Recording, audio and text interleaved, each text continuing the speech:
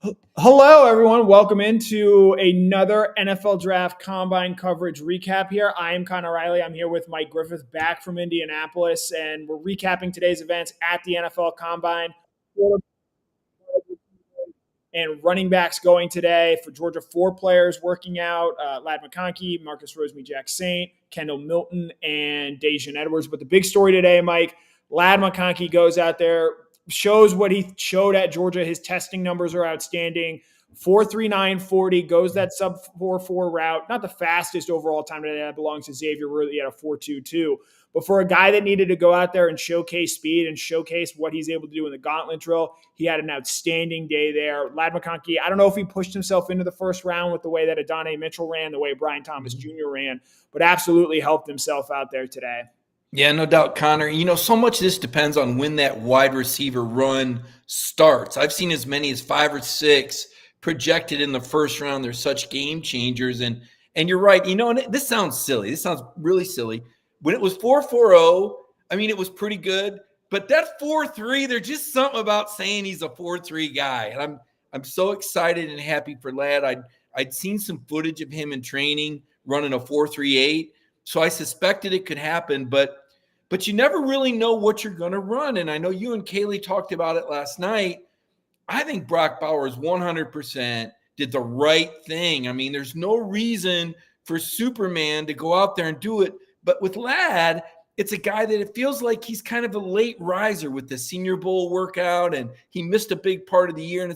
And then the Cooper Kupp comparisons.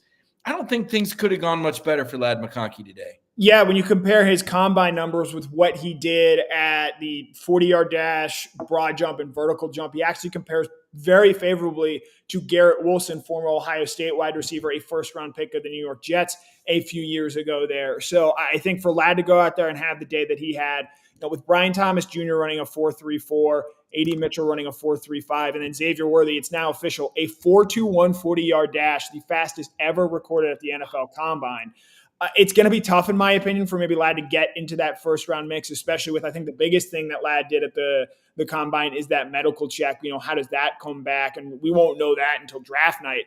But from an on-field standpoint, I think Ladd goes out there, shows that he can do just about everything. And you're right, I think, in bringing up Brock. I think one big difference between Brock and Ladd, Brock's clearly the best player at his position. And so there's nothing he could have done to help himself there. And I think in the way that people have talked about Brock, sort of running a 4.21, I don't think that you were going to see Brock maybe push his draft stock up any higher, just given the way that teams value tight ends compared to wide receivers and offensive tackle.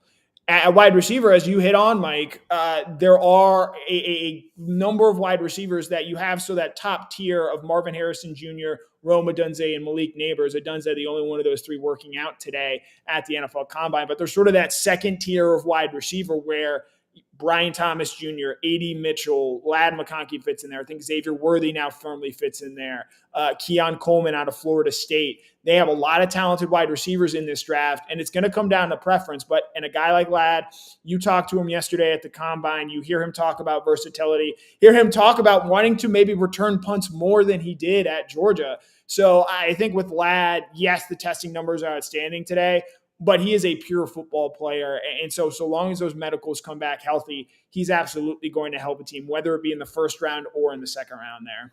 Yeah, here's something to consider, Connor. We've heard Ladd compared to Cooper Kupp, and you said it. He's a football player, and I think Ladd is – now, he's fast. I think you run a 4.3 something, you qualify as an outside threat, as a deep guy, right? Here's Cooper Kupp's NFL Combine. Ready for this? 4.62 in the 40, 31-inch vertical, and a 9'8" broad jump. Now, Cooper Kupp is probably, I think he was a Triple Crown winner for the LA Rams, where he led receiving yardage and touchdown. MVP, yeah. Yeah, and so yes, it's the time of year where we all get caught up in the Combine and the underwear Olympics, as we call them. But at the end of the day, what kind of football player are you? Now, I will say this about Brock. I texted a little bit with one of the people in his camp, we'll say, and this already. It's killing him not to compete. Mm-hmm. He wanted to go out there so bad because that's what Brock Bowers does. He competes, but it's a poker game, and you've got to be smart. I mean, if you have a bad day at the combine, it can kill you.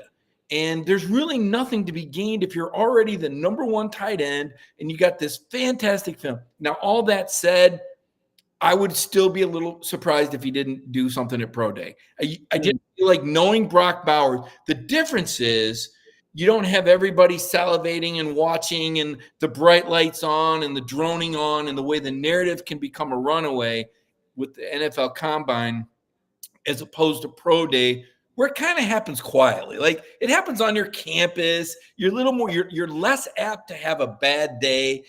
I don't know if it's true, but I kind of feel like guys get maybe a little friendlier watch at their Pro Day than maybe at the Combine. The Combine times always seem just a little tick slower.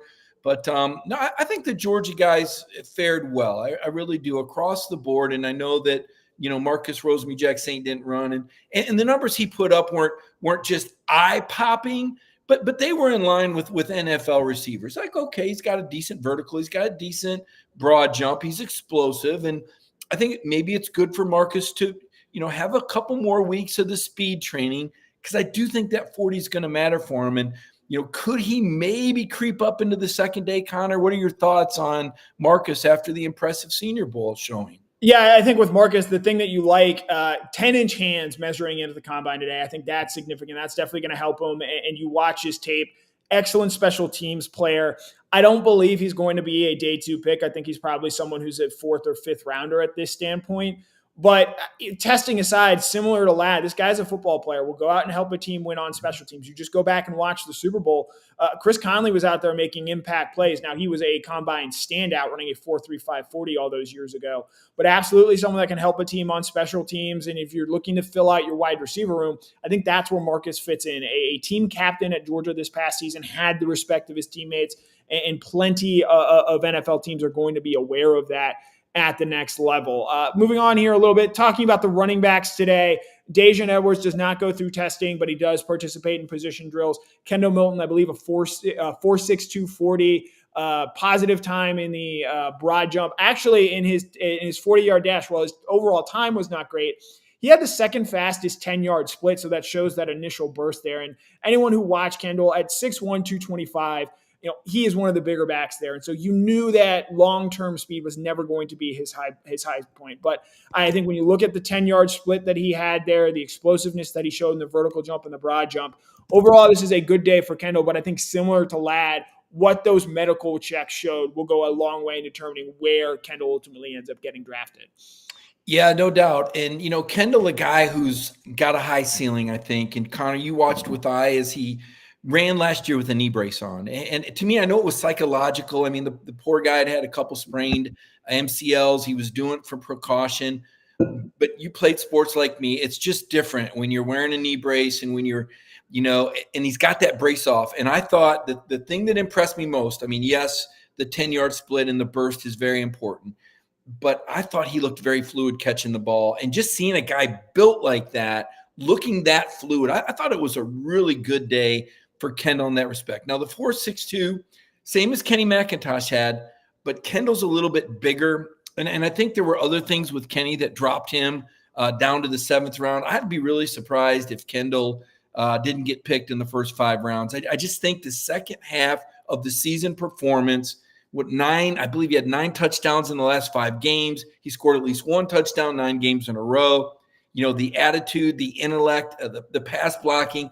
Kind of wish he would have gone to the Senior Bowl and met with more teams. I think the more people that lay eyes on Kendall in person and visit with him, he's a very impressive guy. We know that. We had him on our Dog Nation on the show, you helped me with a few years ago. I mean, he's a really likable guy. And when you see him out of uniform and in those shorts running those drills, you're like, man, this guy, now this is a guy, right, that wins the beauty contest at running back. So I think he made some money today.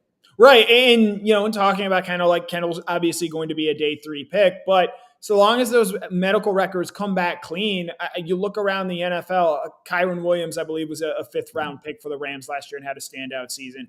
Isaiah Pacheco for the Super Bowl winning Kansas City Chiefs had a strong year. He was a 7th round pick. I think for running backs in this day and age, like, sure, you'd love to be a 1st round pick, top of the money guy, but I think the reality is, if you go to a good place, if you go to a system where you can come in and play right away, and there are running back needy teams, you can have an early impact in your time in the NFL. And so I think with Kendall, as you point out with Kenny, him falling to the 7th round last year, I think with Kendall, and this goes for Daijun too, it's not so much about where you go or in terms of the draft order and whatnot, but the situation you go to. You look at the Baltimore Ravens and the way they've been able to find success. J.K. Dobbins can't stay on the field, but Gus Edwards is a guy that came in and has played big snaps for them. They had an undrafted rookie free agent that played a key impact for him, whose name escapes me right now. But you look at these teams, they're able to find running backs later on in the draft. And so if Kendall goes to a good home, I think maybe a team like the Houston Texans that could certainly use a running back there. You look at, yes, Bijan Robinson was a first-round pick, but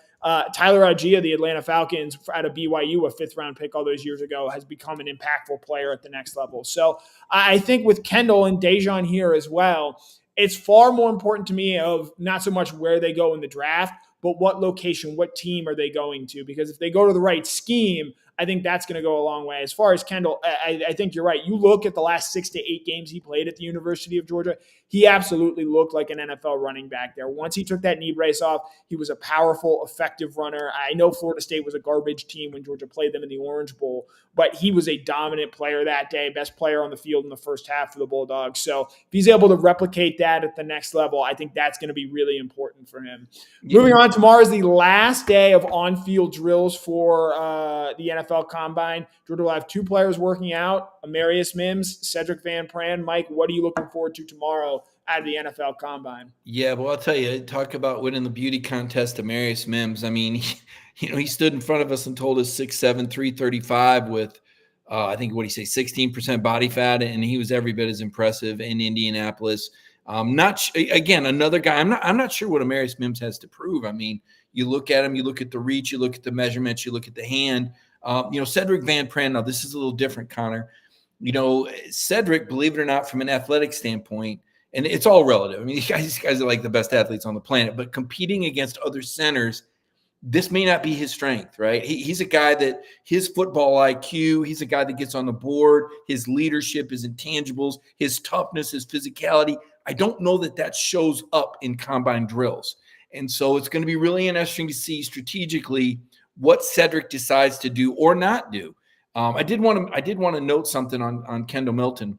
Same vertical as DeAndre Swift, longer broad jump. Really surprised me because I thought DeAndre Swift was the closest thing to a cat on a field I've ever seen. When you talked about explosivity, quickness, cutting ability, DeAndre a little bit faster in the straight line speed. But when you're measuring up to DeAndre Swift in explosiveness, that's a mouthful. And doing it at 225, DeAndre a little bit smaller. So those comparative skills, it's always interesting to me to look and see how guys compete. Now, the game has changed, and guys are, in many ways different, built a little bit different for a little bit different style game.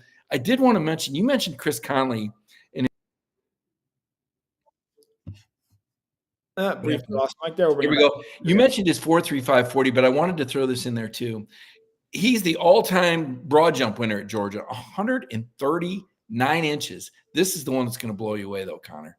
His vertical jump, Chris Conley, 45 inches. Yep. 45 inches is just like Nolan Smith last year. Just to remind people, last year Nolan Smith at 240 ran a 4.39 40. No offense to Ladd. Same time as that. Nolan Smith last year had a 41.5 inch. So while today was a pretty good day on Georgia terms, it wasn't the best. The freaks that Kirby's had, and now will Amarius Mims maybe do something special? Maybe, but do I think he'll run a 4.7 40 like Jordan Davis did at 340? So let me ask you this, Connor, just for fun, and I always like to pick your brain.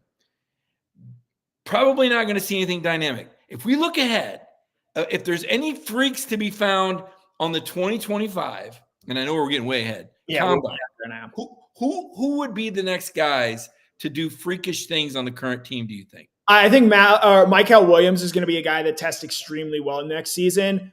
I think the guy that would test the best, Malachi Starks, is going to be such an obvious slam dunk. He's not going to need, unfortunately, to test at the combine. Similar to Brock Bowers this year. Like, he's so obviously the best player at his position and such an obvious first-round lock.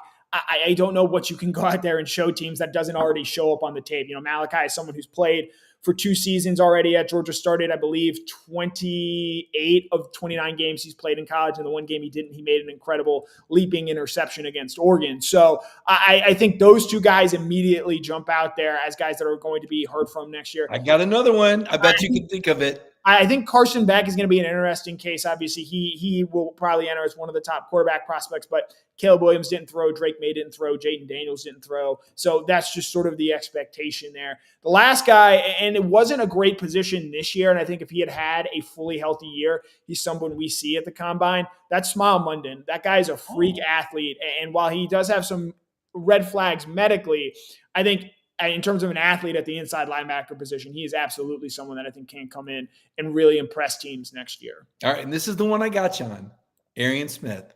Arian is going to run a 4.2 something next year. Now, presuming he gets invited to the, which I think he will. It's the top 320, I think it was 321 this year that makes it. I think if Arian Smith gets there, and who knows what type of year Arian Smith could have ahead. I mean, we know how hard he works. We've seen him make big plays at times, and we know what he has to deal with Carson Beck dealing the ball. So that's a guy that I'm not ready to write him off completely. I did pick up one note of interest that I know Georgia fans will find interesting, compelling. I was talking with the Raiders beat writer. It sounds like Zamir White might be on the verge of a breakout season. They didn't bring back Jay Jacobs, and the Raiders beat writer was very high, said Zamir White has really turned a corner out there. And that's another guy who once tested really well back in the day, a 4.40 40. James Cook was at 4.41, incidentally. So just kind of an ear to the ground about Zamir White. I know he's a fan favorite. He's a guy that worked through a lot of things at Georgia. It sounds like he could be on the verge of a breakout season. Yeah, and again, those combine numbers showing up and then translating into the NFL when Josh Jacobs missed time this year. I thought Zamir stepped in and played really well there down the stretch for the Raiders. So it'll be interesting in seeing which of these Georgia players go on to follow in similar NFL footsteps. James Cook was a Pro Bowler, DeAndre Swift a Pro Bowler at the running back position. You see Kendall Milton today out testing in some regards what DeAndre Swift was able to do. Obviously, the big story of the day, Lad McConkey and what he's able to go out there and show a 4.39 40, and we'll see if he ultimately ends up running in the 3-cone and the shuttle where he could be the best player in terms of the times that he put out there. But for Mike Griffith, my name is Connor Riley. I have 2 more Georgia players going tomorrow, Amarius Mims and Cedric Vann, and then that'll be it for the Combine. Georgia's Pro Day set for March 13th, and spring practice starting the day before. We'll have you covered with everything leading up to that. So for Mike Griffith, my name is Connor Riley. This has been our NFL Combine coverage for the 2024 NFL Combine.